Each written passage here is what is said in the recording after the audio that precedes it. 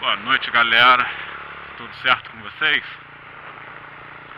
Estamos aí fazendo o último videozinho do ano. Tô aí na Face do meu amigo Dinho Lima, porque infelizmente fomos dar um rolê ontem. Aí minha XJ ficou detida em Juiz de Fora. Aí só vou poder retirar ela de lá segunda-feira.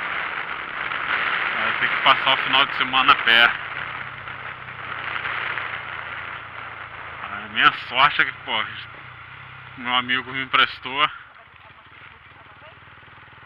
Vou. A Face dele aí. É.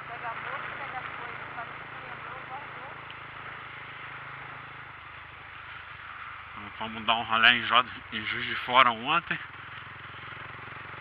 Aí a moto tava com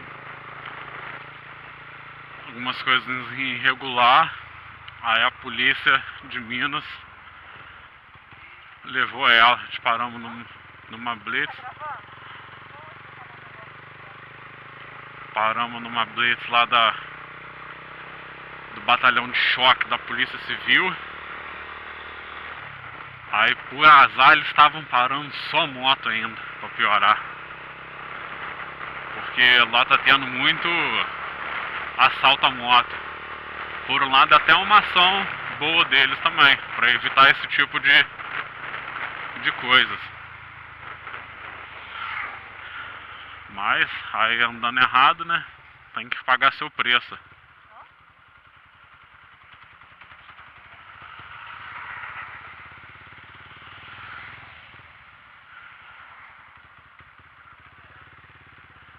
Agora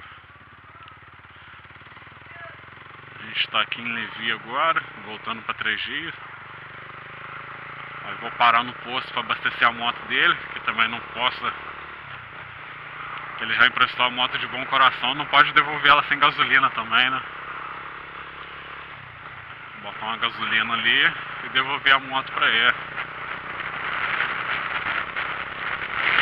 São 15 para as 8 agora.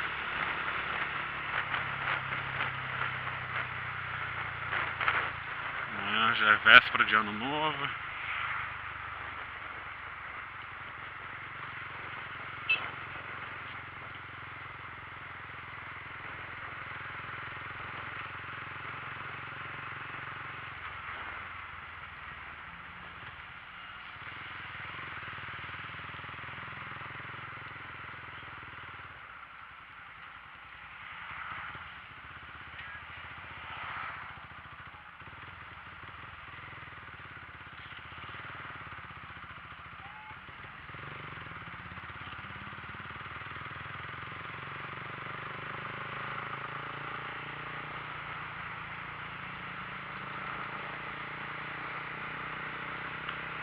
Dar uma abastecida na moto agora.